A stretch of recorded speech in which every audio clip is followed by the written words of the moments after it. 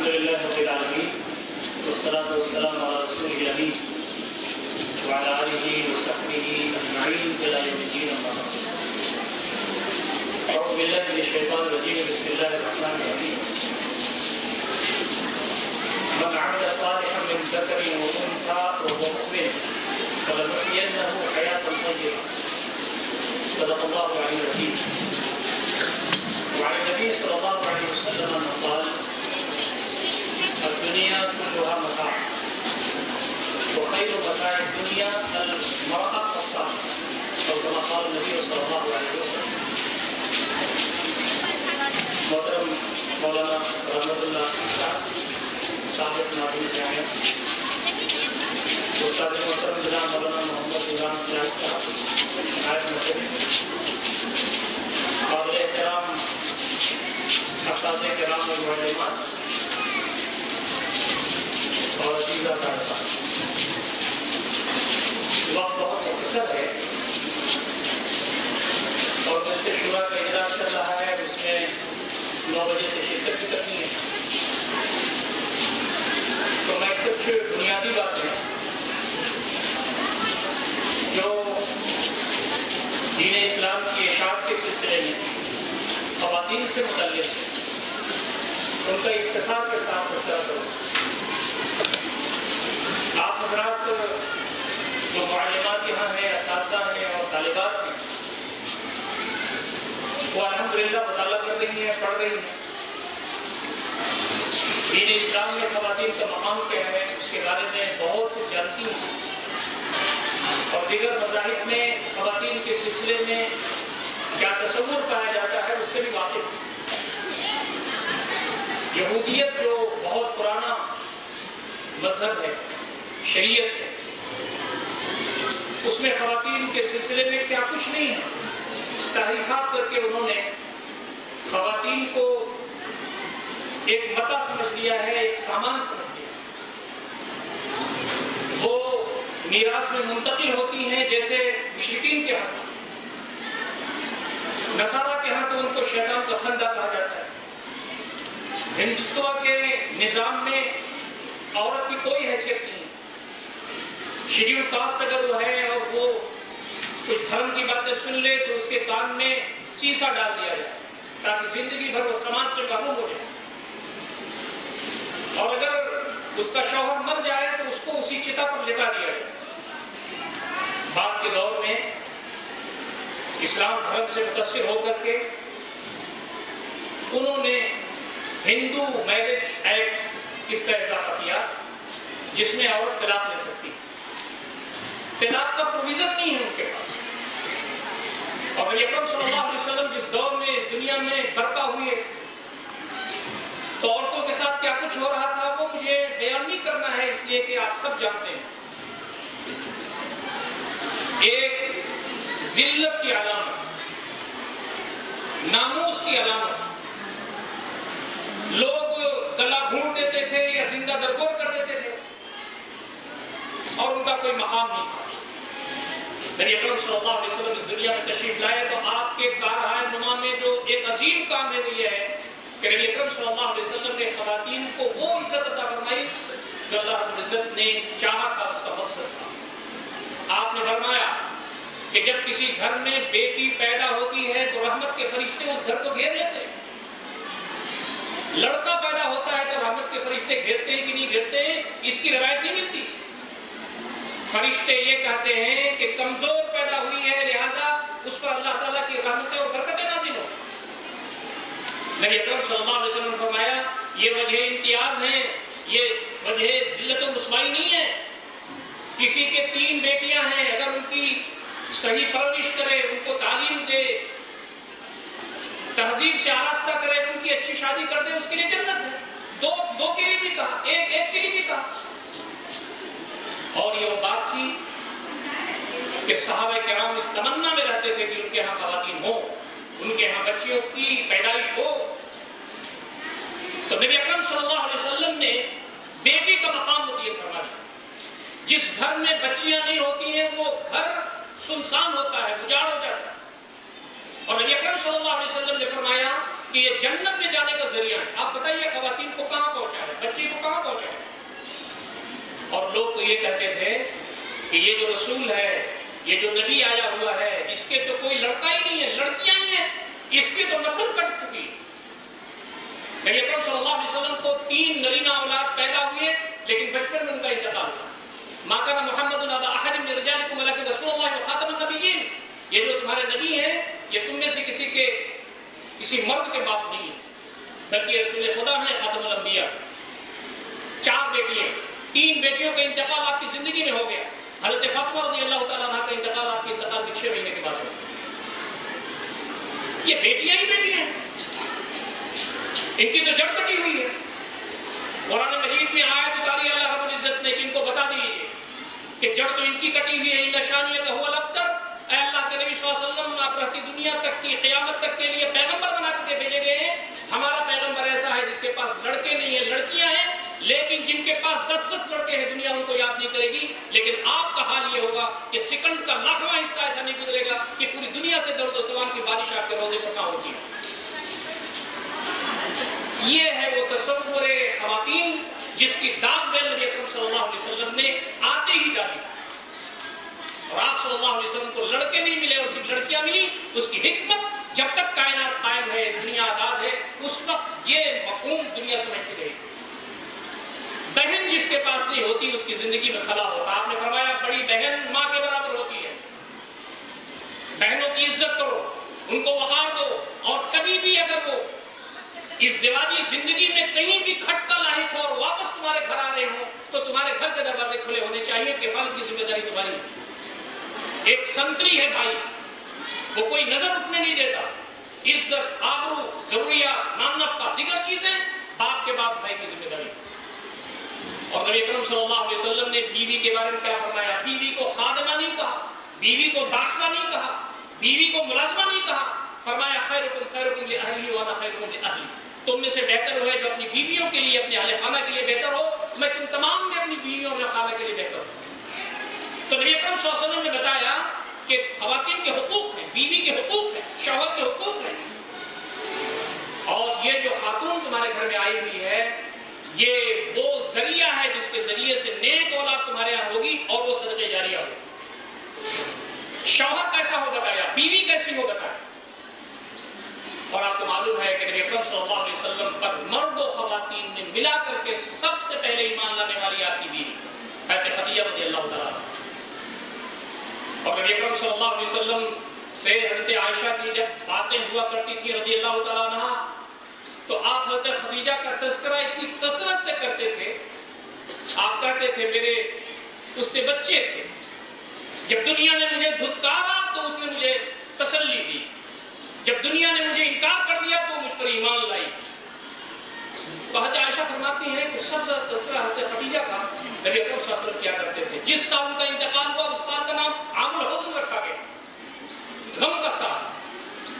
اور آپ کی جو قربانیاں ہیں، آپ کی جو خدمات ہیں اس خاتون جنت کی بیوی کی شکل میں،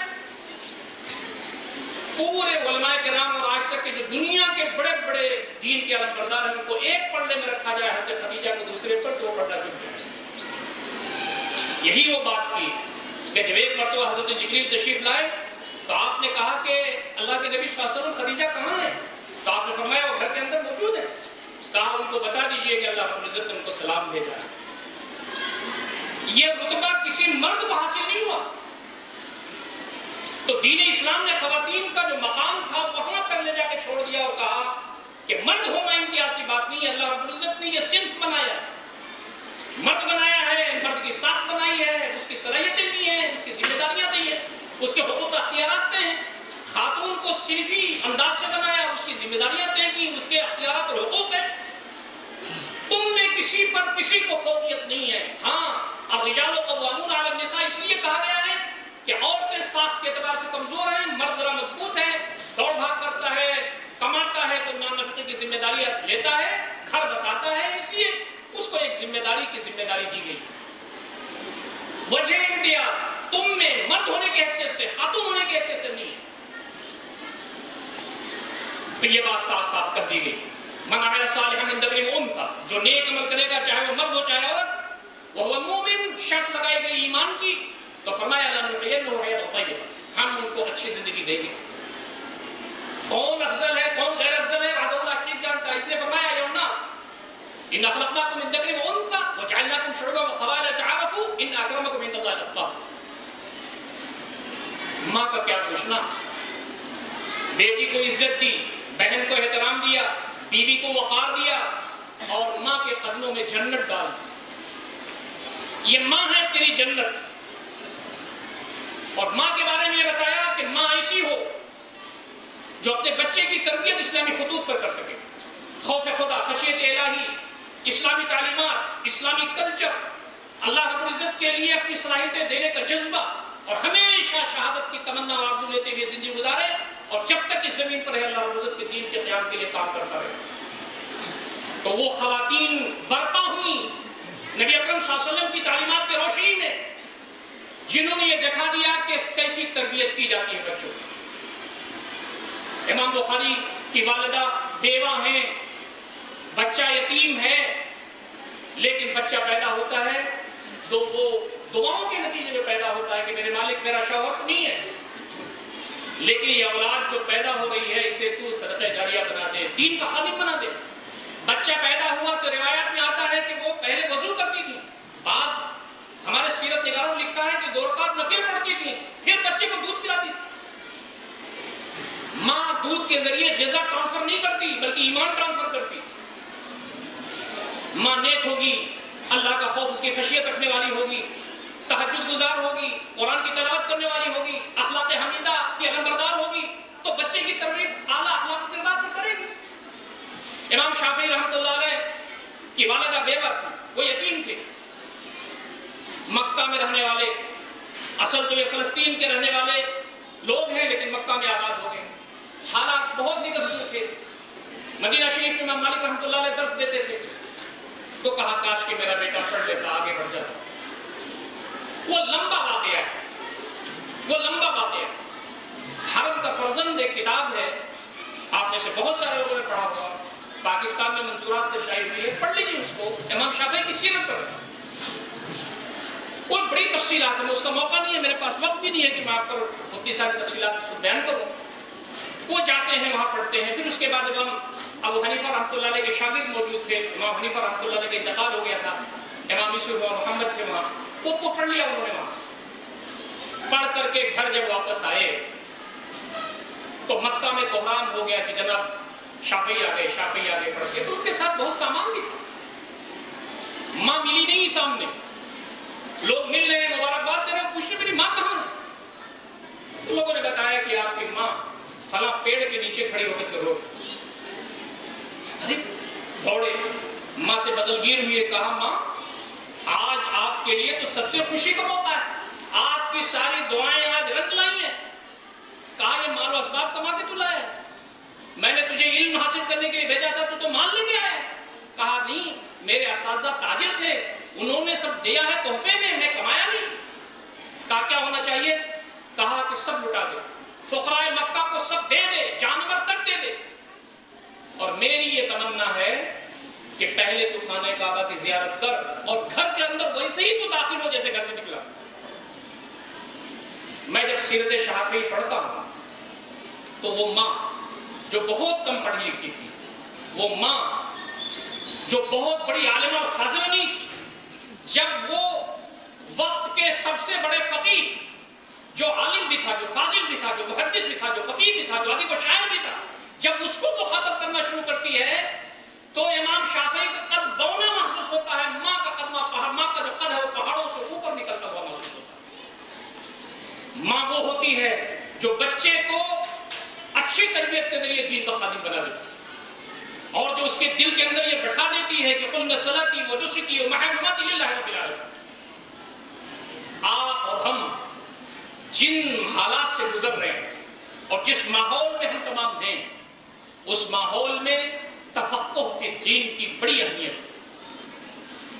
عام لوگ تو چلنے والے ہیں پیچھے، کتاب و سنت میں گہری بصیرت، جدید جو حالات اور تقاضے ہیں اس میں راستہ نکالنے اور اجتہاد کی کیفیت، یہ علماء کا کام ہے، چاہے وہ مرد ہو چاہے وہ عورتیں.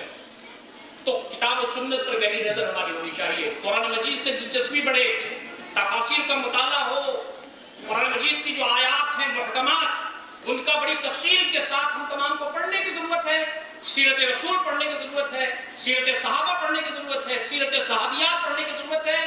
ہم پارٹ ٹائم بینگ یہاں آئے ہوئے ہیں عارضی طور پر اپنے اوقات گزار کر کے, اور دھیرے دھیرے زندگی آگے بڑھ رہی ہے, وہ اسی کے پاس واپس جانا ہے. وہ تو نہیں دیکھتا ان اللہ لا ينظر الى صورکم ولا الى اجسادکم ولكن ينظر الى قلوبکم. اللہ رب العزت تمہارے چہرے, تمہارے جسم کو نہیں دیکھتا, تمہارے دل کی رگوں کی گہرائیوں میں کیا جذبات ہیں میرے لیے وہ دیکھتا ہے. تفقہ فی الدین. حدیبیہ کا مسئلہ بڑا سنگین ہے, مشرکین سے نیگوشیشنز ہو رہے ہیں, بظاہر دب کرتے صلح ہو رہی ہے, صحابہ کرام اضطراب میں ہیں. حضرت عمر کہتے ہیں کہ ہم حق پر نہیں اللہ کے رسول. عمرے کی نیت ہے, تڑپ ہے خانہ کعبہ کی زیارت کی, لیکن مشرکین کا ہم جانے نہیں دیں گے. صلح لکھے گی بڑے دب کے بظاہر, لیکن وہ ایک اسٹڈی تھی, ایک حکمت عملی تھی کہ اس سے اسلام کو آگے بڑھنے کا موقع ملے. نبی اکرم صلی اللہ علیہ وسلم باہر نکلتے ہیں اور کہتے ہیں صحابہ کرام اس وقت ہمارے عمرہ میں جانے کا فیصلہ ختم ہوتا ہے, آپ اپنا سر مڑوائیے یا قصر کیجئے اور اپنے جانوروں کو آپ ذبح کر دیجئے. ایک مرتبہ آپ آئے, آپ نے کہا کوئی اثر نہیں ہے, صحابہ غمگین ہے. دوسری مرتبہ آپ آئے, آپ نے کہا اس کا کوئی اثر نہیں ہوا. آپ بتائیے وہ لوگ جو نبی اکرم صلی اللہ علیہ وسلم کے ایک جملے پر جان دینے کے لیے تیار تھے, وہ آپ کا حکم کیوں نہیں مان رہے؟ اس لیے کہ وہ غمگین ہیں, حالات سے متاثر ہیں. آپ خیمے میں گئے تو ہماری ماں موجود تھی, حضرت ام سلمہ رضی اللہ تعالیٰ عنہا. کہا اللہ کے نبی صلی اللہ علیہ وسلم پریشان کیوں ہیں؟ کہا سچویشن یہ ہے. تو کہا میں ایک رائے دینا چاہتی ہوں. آپ نے فرمایا بالکل دیجیے. کہا آپ جائیے, حجام کو بلائیے, حلق کیجیے, اپنا جو جانور ہے اسے قربان کیجیے. صحابہ یہ کام کرنے لگے. یہ جو مشورہ تھا یہ دین کے شعور کا نتیجہ تھا, یہ دین میں تفقہ کا نتیجہ تھا کہ ایک خاتون وقت کے پیغمبر کو مشورہ دیتی ہے اور نبی اکرم صلی اللہ علیہ وسلم جاتے ہیں, خود حلق کرتے ہیں اور اپنے جانور قربان کرتے ہیں. سارے صحابہ کرنے لگتے ہیں. حضرت عمر رضی اللہ تعالیٰ عنہ کا پیریڈ ہے. آپ نے دیکھا کہ نکاحوں میں بڑی پریشانی ہو رہی ہے, مہر بہت مہنگا چل رہا ہے اس وقت, شادیاں دشوار ہو گئی ہیں. تو آپ نے مرد و خواتین کو بلا کر کے خطاب فرمایا. وہ عظیم خطاب ہے, سیرت کتاب موجود ہے. آپ نے فرمایا کہ مہر 400 درہم سے زیادہ نہیں ہوگا. بعض روایت میں آتا ہے کہ 500 درہم سے زیادہ نہیں ہوگا. اس لیے کہ شادیاں بہت مشکل ہو گئی ہیں, اور جب شادیاں مشکل ہو جائیں تو بہت ساری سماجی بیماریاں پیدا ہوتی ہیں. جیسے آپ حیدرآباد میں اور ملک کے دیگر حصوں میں شادی بیاہ میں اسراف اور نامناسب چیزوں کے نتیجے میں 40 سال 50 سال کی لڑکیاں 1 لاکھ سے زیادہ ہو گئی ہیں حیدرآباد کے اندر, جو ڈاٹاز آ رہے ہیں, اور یہ بہت ساری جگہوں پر یہ کیسز ہیں. تو پھر سماجی برائیاں پیدا ہوتی ہیں. حضرت عمر نے اسی چیز کو مخاطب کیا تھا. آپ نے فرمایا 400 درہم 500 درہم سے زیادہ مہر نہیں ہونا چاہیے. ایک خاتون کھڑی ہوئی, بعض روایت میں آتا ہے کہ ان کا قد تھوڑا سا بڑا تھا, دراز قد کی خاتون تھی, وہ کھڑی ہوئی. انہوں نے کہا عمر آپ وہ فیصلہ کیوں لیتے ہیں جو اللہ رب العزت نے جس سے منع فرمایا ہے؟ وہ فیصلہ آپ کیوں لے سکتے ہیں؟ قرآن میں اس سے ممانعت آئی ہوئی ہے کہ آپ لیمٹ نہیں کر سکتے مہر کو. انہوں نے کہا کہ قرآن میں کہاں ہے؟ وہ عمر جس کے موقف کی تائید قرآن میں 3 مقامات پر ہوئی, وہ عمر جس کے بارے میں نبی اکرم صلی اللہ علیہ وسلم فرماتے ہیں کہ میرے بعد کوئی نبی ہوگا تو عمر ہوتا. روایت میں کچھ کلام ہے لیکن اس کا مفہوم ان کے مناقب میں ہے. تو کیا فرمایا؟ کہاں ہے وہ؟ تو عورت نے کہا قرآن مجید کی آیت پڑھی, وَإِنْ أَرَدتُّمْ اسْتِبْدَالَ زَوْجٍ مَكَانَ زَوْجٍ وَآتَيْتُمْ إِحْدَاهُنَّ قِنْطَارًا فَلَا تَأْخُذُوا مِنْهُ شَيْئًا أَتَأْخُذُونَهُ بُهْتَانًا وَإِثْمًا مُبِينًا. تم اگر بیوی چینج کر رہے ہو اور پہلی بیوی جس کو تم رخصت کر رہے ہو اس کو تم نے قنطار دیا ہے, قنطار کہتے ہیں مال کثیر کو جس کی کوئی لمٹ نہیں ہوتی, تو تم اس کو واپس نہ لو.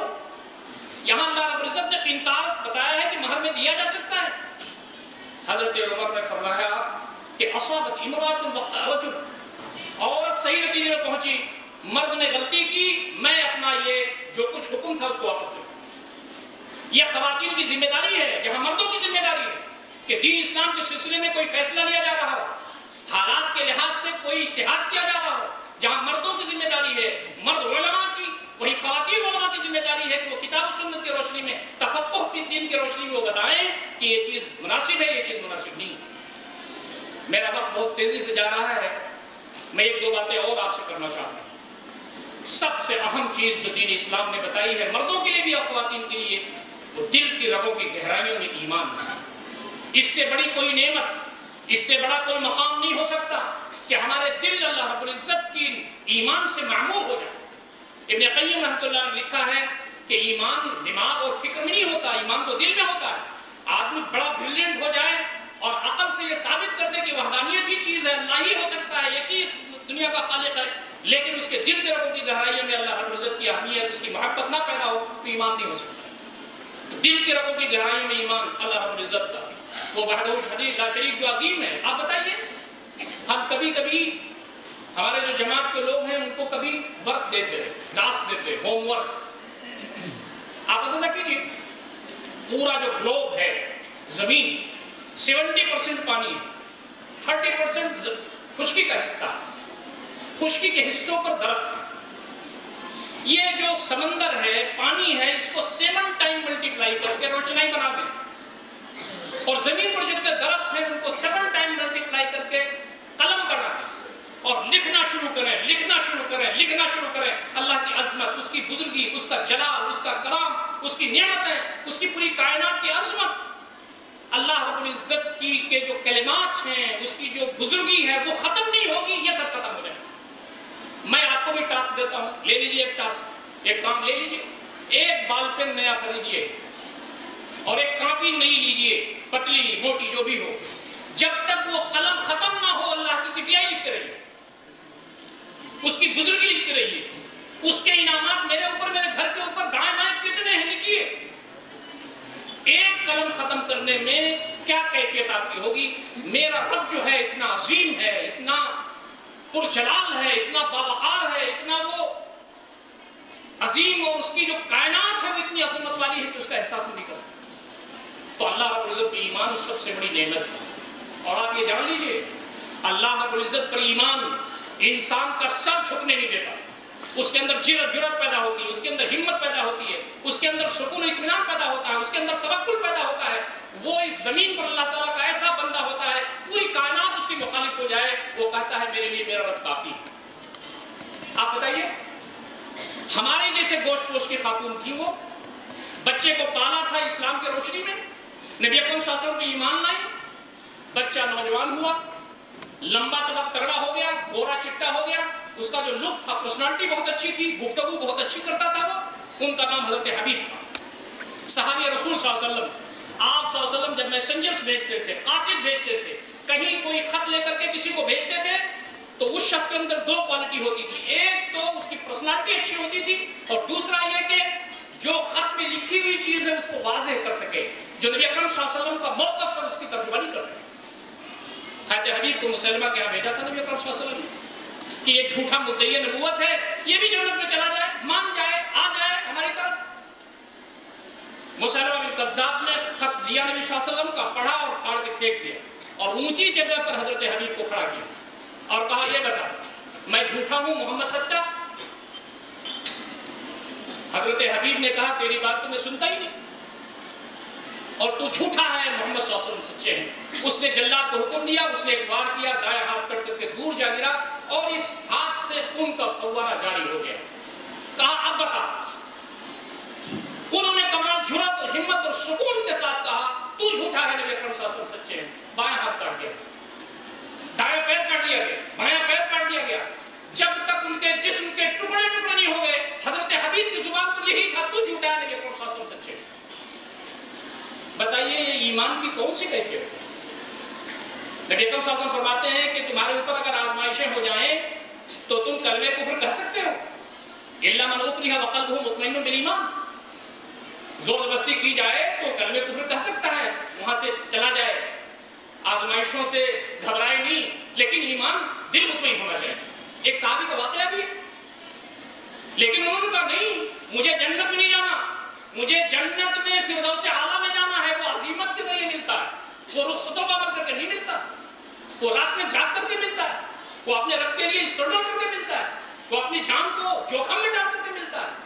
ان کی جان تو چلی گئی، لیکن انہوں نے یہی کہا کہ تو جھوٹا ہے، نبی اکرم صلی اللہ علیہ وسلم سچے۔ اب آئیے ماں پر، ان کی ماں بوڑھی ہو گئی تھی، خبر آئی کہ یہ کچھ ہو گیا، نبی اکرم صلی اللہ علیہ وسلم کو پتا چلا تو آپ کی آنکھوں میں آنسو تھے اور آپ کھڑے ہو گئے۔ آپ نے بعض باتوں میں آتا ہے کہ آپ نے لشکر کشی کا حکم دے دیا، ماں کے پاس جب خبر پہنچی کہ تیرا جو لاڈلا ہے، تیرا جو بیٹا ہے، جو بڑھاپے کا سہارا ہے، اس کے ساتھ یہ ہوا، وہ شہید ہو گئے.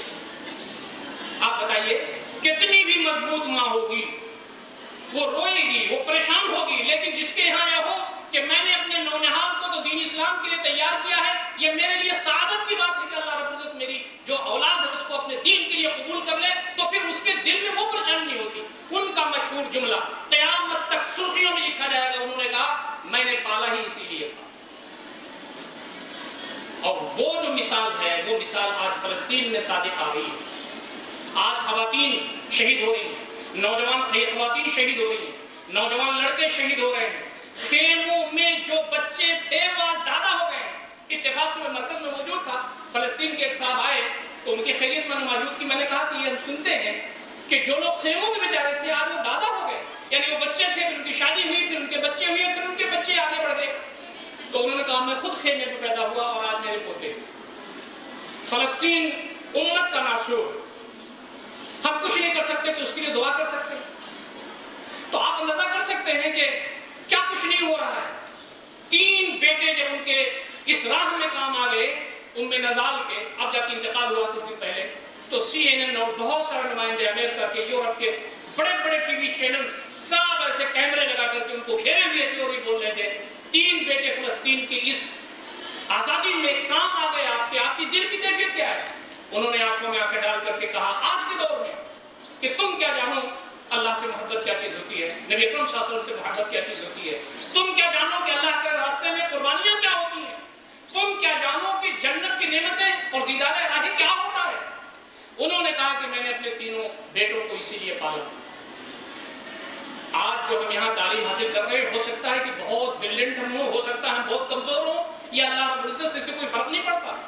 ہم جو کچھ بھی پڑھ رہے ہیں وہ ہمارے کردار میں ہے کہ نہیں، ہم جو کچھ بھی پڑھ رہے ہیں وہ ہمارے دل کو گرماتا ہے کہ نہیں، ہم جو کچھ بھی پڑھ رہے ہیں اس سے ہمارے سیرت و کردار پر اثر پڑتا ہے کہ نہیں، ہم جو کچھ بھی پڑھ رہے ہیں اس کو خلق خدا تک پہنچانے کا اور خواتین تک پہنچانے کا عزم ہے کہ نہیں، ہم جو کچھ بھی پڑھ رہے ہیں اس کے نتیجے میں اپنی اولاد کو تیار کرنے کا عزم ہے کہ نہیں، ہم جو کچھ بھی پڑھ رہے ہیں کیا اس کے نتیجے میں ہمارے ذہن میں نہیں آتا کہ جب اللہ رب العزت کے سامنے حاضر ہوں تو کہے اے خاتون آجا، تو نے تو پوری زندگی میری محبت اور میرے دین کے غلبے کے سلسلے میں ساری انرجی لگا کر کے کی ہے، فادخلی فی عبادی وادخلی جنتی. میں صرف ایک ہی نقطے میں بات کر سکتا ہوں. 8:47 ہو گیا ہے، مجھے 2-4-5 منٹ تک جانا بھی پڑے گا. میں آپ کو جو سیکنڈ بات ہے وہ یہ ہے، پوری کائنات ایک طرف، اللہ کی محبت ایک طرف اور رسول صلی اللہ علیہ وسلم کی محبت ایک طرف. پوری کائنات میں اللہ پر ایمان اور محبت رسول اور محبت الہی اور محبت رسول کے علاوہ کچھ نہیں ہے. یہ پیدا کیجئے. اگر ہم یہاں سے نکل کر کے فارغ ہو جاتے ہیں اور ہمیں اللہ کی محبت نہیں ہوتی، بے پناہ محبت، ہمیں رسول صلی اللہ علیہ وسلم کی محبت نہیں ہوتی، بے پناہ محبت، تو آپ یہ سمجھ لیجئے کہ ہماری پڑھائی میں کہیں خلل ہے، ہماری تربیت میں کہیں نقص ہے. آپ اندازہ کیجئے کہ کوئی بھی کام اس دنیا میں ہم نہیں کر سکتے اگر اللہ کی محبت ہمارے پاس نہ ہو، نبی صلی اللہ علیہ وسلم کی محبت نہ ہو. آدمی جس سے محبت کرتا ہے اس کے لیے قربانی دیتا ہے. بیوی سے محبت کرتا ہے، قربانی دیتا ہے، مال خرچ کرتا ہے. بیمار ہو جائے تو ہاسپٹل میں کھڑا رہتا ہے، قرضہ لیتا ہے. بچے بیمار ہو جائے تو کیا نہیں کرتا. تو جس سے محبت ہو، تجارت میں خلل پڑ جاتا ہے تو پریشان ہو جاتا ہے. اللہ اس کے رسول سے محبت ہماری ایسی ہونی چاہیے کہ دنیا کی ساری چیزوں کے اوپر ہو جائے. لیکن کوئی آدمی اگر اللہ اس کے رسول سے زیادہ اپنے والدین سے محبت کرے، اپنے بچوں سے محبت کرے، اپنی بیوی سے محبت کرے، تجارت سے محبت کرے، کیریئر سے محبت کرے، دنیا داری سے محبت کرے، تو قرآن مجید نے بیان کیا ہے کہ پھر وہ تو فاسق. اللہ اس کے رسول کی محبت کے نیچے بیوی کی محبت، مال کی محبت، تجارت کی محبت، اولاد کی محبت، دنیا کی محبت آنی چاہیے، سیکوینس میں ہو. اللہ اس کے رسول کی محبت سے بیوی بچوں کی محبت ٹکرانے نہ لگے. قرآن نے الارمنگ آیت فرمائی ہے، قل ان کان آباؤکم وابناؤکم واخوانکم وازواجکم وعشیرتکم واموال اقترفتموها وتجارة تخشون کسادها ومساکن ترضونها احب الیکم من اللہ ورسولہ وجہاد فی سبیلہ فتربصوا حتی یأتی اللہ بامرہ واللہ لا یہدی القوم الفاسقین. نبی صلی اللہ علیہ وسلم بتا دیجئے کہ تمہارے باپ، تمہارے بیٹے، تمہارے بھائی، تمہاری بیویاں، تمہارے شوہر، تمہارا خاندان، تمہارا مال جس کو تم نے جمع کر کے رکھا ہے، تمہاری تجارت جس کی کساد بازاری کا خطرہ ہے، لاک ڈاؤن میں سب کساد بازاری ہوگی. تمہارا وہ محل جو تمہیں بہت عزیز ہے، زیادہ تمہارے نزدیک محبوب ہے اللہ سے، اس کے رسول سے اور اللہ کے راستے میں جہاد سے، تو تم انتظار کرو کہ اللہ رب العزت کا وعدہ پورا ہو جائے. تو میں عرض کر رہا تھا کہ کیا ہمارے پاس اللہ اس کے رسول کی محبت اس درجہ ہے؟ احد کے میدان میں یہ افواہ اڑ گئی کہ نبی اکرم صلی اللہ علیہ وسلم شہید ہو. صحابہ کرام کا عمل دیکھنے کے لیے سیرت نگار لکھتے ہیں، انہوں نے کہا میرے حبیب نہیں رہے تو ہم کیوں رہے، دیوانہ مار اڑے. لیکن نبی رحمت صلی اللہ علیہ وسلم کی جرأت، آپ اتنے زیادہ باہمت، اتنا بہادر تھے کہ حضرت علی جیسی شخصیت یہ فرماتے ہیں کننا نلوذ برسول اللہ صلی اللہ علیہ وسلم، جب گھمسان کا رن ہوتا تو نبی اکرم صلی اللہ علیہ وسلم کے پیچھے ہم پناہ لیتے. علی سے بہادر کوئی صحابہ نہیں تھا، ایسا لوگ لکھتے. نبی اکرم صلی اللہ علیہ وسلم اونچائی پر آئے اور کہا انا نبی اللہ قدب انا ابن مطلب، میں یہاں موجود ہوں آئیے. اور پھر صحابہ اکٹھا ہوئے اور پھر پاسا پلٹ گئے. یہ وہ حد کا خلاصہ. بنی دینار کی ایک خاتون جب انہوں نے سنا کہ نبی صلی اللہ علیہ وسلم کی شہادت ہو گئی تو وہ گھر میں نہیں بیٹھ سکی، وہ آ گئی فرق. اب آ رہے ہیں قافلے صحابہ کے احد کے میدان سے. وہ ایک قافلے سے پوچھتی ہیں اللہ کے نبی صلی اللہ علیہ وسلم ہے نا، ٹھیک ہے نا، خیریت سے ہے نا؟ انہوں نے کہا اللہ کے نبی صلی اللہ علیہ وسلم ٹھیک ہے لیکن تمہارے باپ شہید ہو گئے. انہوں نے کہا کچھ نہیں. پھر آگے ہو گئے. ایک قافلہ اور ملا، اس سے پوچھا کہ اللہ کے نبی صلی اللہ علیہ وسلم ٹھیک ہے؟ کہا ہاں اللہ کے نبی صلی اللہ علیہ وسلم ٹھیک ہے، تمہارے بھائی شہید ہوئے. تیسرے قافلے نے کہا کہ تمہارے شوہر شہید ہو گئے. آپ اندازہ کرو یہ جو محبت ہے یہ نہیں ہوگی تو دنیا میں ہم کھا لیں، پی لیں، کچھ گھر بنا لیں، آشائش زندگی اختیار کر لیں، وحدہ لا شریک کے ہاں اتنے بدل تو اسی کو ملنے والا ہے جو اللہ سے محبت کرے، نبی صلی اللہ علیہ وسلم سے محبت کرے. اس خاتون جنت سے جب نبی اکرم صلی اللہ علیہ وسلم کو اپنی آنکھوں سے دیکھ لیا تو کہا کل مصیبت جلم بعد یا رسول اللہ، اللہ کے نبی صلی اللہ علیہ وسلم آپ کے بعد ہر مصیبت ایج ہے نا. تو یہ کیفیت ہمارے اندر آج یہاں پیدا کرنے کی ضرورت ہے. ہماری جو خواتین گزری ہیں خواتین جنت، ان کی عمر 17 سال. میرے خیال سے خطاب میرا اس سے پہلے تھا کہ غرب اسلام میں خواتین کا رول کم سے کم 50 خواتین کا میں نے تذکرہ کیا تھا جنہوں نے نبی اکرم صلی اللہ علیہ وسلم کے شانہ بشانہ اللہ رب العزت کے دین کے غلبے کے لیے اپنی خدمات دی. تو ہمارا یہ کام ہے کہ آج دل کی رگوں کی گہرائیوں میں یہ رکھیں کہ حالات کتنے بھی کشیدہ کیوں نہ ہو جائے، شادیاں ہوں گی، دوسرے کے گھر میں جائیں گے، وہاں ایڈجسٹ ہوں گے، سب کچھ ہوگا، لیکن وہاں پر اپنے شوہر کی تربیت، وہاں پر ساس سسر کے ساتھ اچھا تعلق، بچوں کی وہاں پر اچھی تربیت، اہل خانہ کو بہتر بنانا، دائیں بائیں کی جو خواتین ہیں ان کے اندر دین کا جذبہ پیدا کرنا. کچھ غیر مسلم خواتین ہمارے پاس اگر موجود ہیں، وہاں اللہ تعالیٰ کا پیغام پیار کے ساتھ، محبت کے ساتھ، اپنے کے ساتھ پہنچانا، یہ ہمارا عزم ہوگا. اور اس کے پیچھے واہواہی نہیں ہوگی، دکھاوا نہیں ہوگا، ریاکاری نہیں ہوگی، شہرت طلبی نہیں ہوگی. بس یہ ہوگا کہ میرا رب خوش ہو جائے، بس اس تک میرا یہ تحفے عمل پہنچ جائے. میں آخری بات جو آپ سے سود کر سکتا ہوں صرف یہی کہ ہم کو اس راستے میں آگے بڑھنا ہے، منصوبہ بندی کرنی ہے. آپ آج 17 سال کی ہیں، 18 سال کی ہیں، آپ کو آج ہی سے منصوبہ بنانا ہے. حضرت اسماء بنت ابی بکر رضی اللہ تعالیٰ عنہ کی عمر بعض روایتوں میں 18 سال، بعض روایتوں میں 20 سال تھی. 6 مہینے کا حمل بھی تھا اس وقت جب ہجرت ہوئی.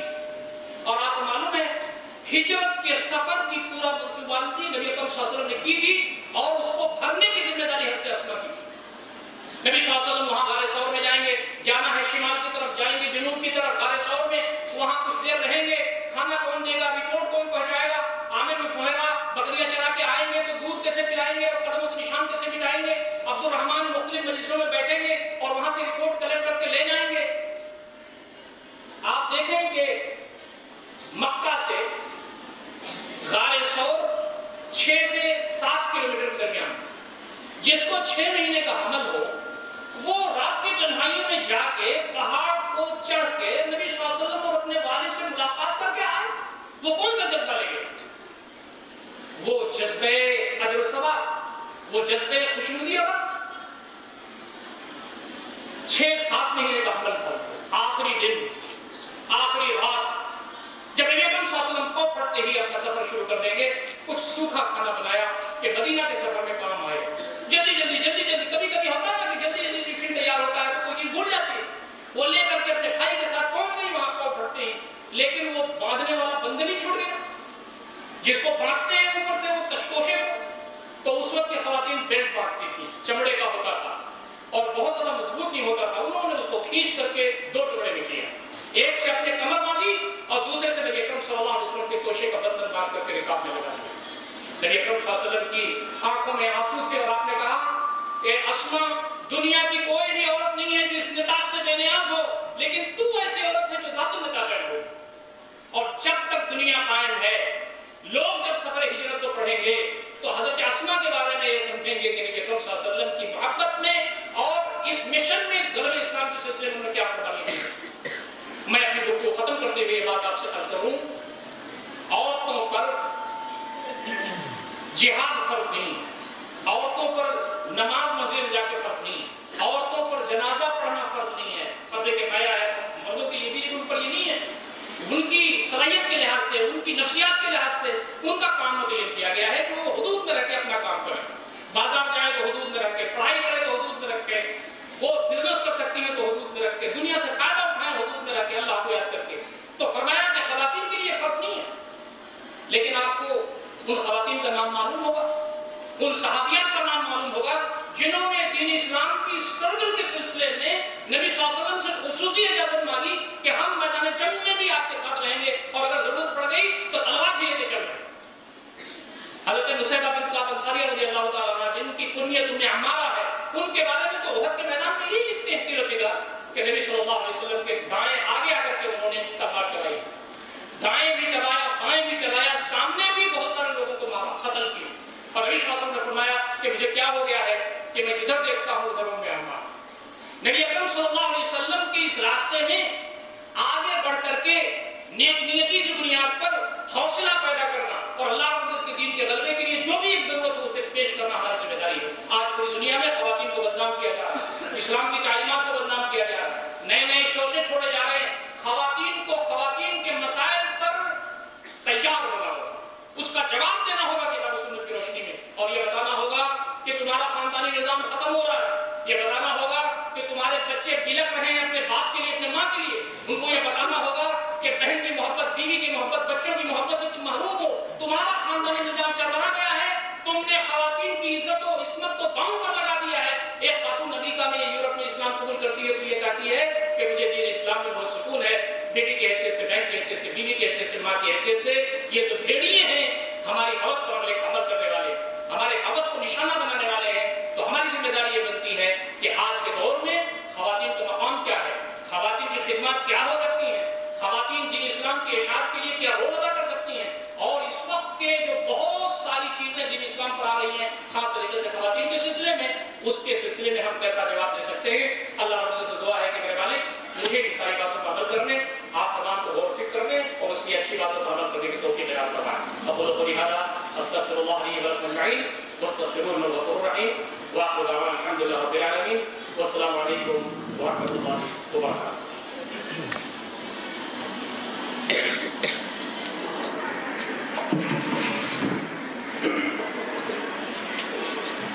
میں مولانا کا بہت شکر گزار ہوں کہ بہت ہی مختصر وقت میں بہت ہی مفید باتیں بچیوں کو، ہم لوگوں کو وہ آپ نے بتائیں. انشاءاللہ یہ بچیاں اس پر عمل کریں گی اور آئندہ اسی طرح کی خاتون بننے کی کوشش کریں گی جس خاتون کی طرف آپ نے اشارہ کیا. میں بچیوں سے خاص طور سے یہ درخواست کرتا ہوں کہ ابھی سے یہ تعلیمی ادارہ ہے، اس میں آپ کو آزادی ہے، آپ تاریخ سے جڑ کر اور تعلیم کے سلسلے میں پوری ٹرینڈ ہو جائیں کہ جب یہاں سے آپ جائیں جہاں بھی رہیں تاریخ کا کام کریں تاکہ جو ہے دنیا و آخرت دونوں آپ کی جو ہے سوئے. ساتھ ہی ساتھ مولانا نے جو چند مثالیں دی ہیں کہ مائیں اپنے بیٹوں کی کیسی تربیت کرتی تھی، ان کے لیے کیسی دعائیں کرتی تھی، تو میں سمجھتا ہوں کہ آپ حضرات بھی اپنے بچوں کو سب سے پہلے دینی تعلیم دیں گے، بچپن ہی سے ان کو دین کی طرف راغب کریں گے اور دین کے پر ان کو جو ہے ان کو دین پر رہنے کی کوشش کریں گے. اور بعد میں ان کی تعلیم آپ جہاں چاہیں وہاں پڑھائیں، انگلش میڈیم میں پڑھائیں یا کہیں یونیورسٹی یا تعلیم میں پڑھائیں، لیکن دینی تعلیم کے بعد. اور اگر آپ نے دینی تعلیم نہیں دیا، کالج یونیورسٹیوں میں بھیجا تو چند ٹکے تو ضرور کما لیں گے لیکن وہ صدقہ جاریہ آپ کے لیے نہیں بن سکیں گے. میں پھر درخواست کرتا ہوں کہ مولانا کی تمام باتوں کو آپ نے نوٹ بھی کر لیا ہوگا اپنے نوٹ بک میں، اور اس کو وقتاً فوقتاً اس کا مطالعہ بھی کریں گے اور اسی انداز سے بننے کی کوشش کریں گے جس طرح کے صحابیات کو نبی صلی اللہ علیہ وسلم نے آپ کے سامنے مثال پیش کی ہے.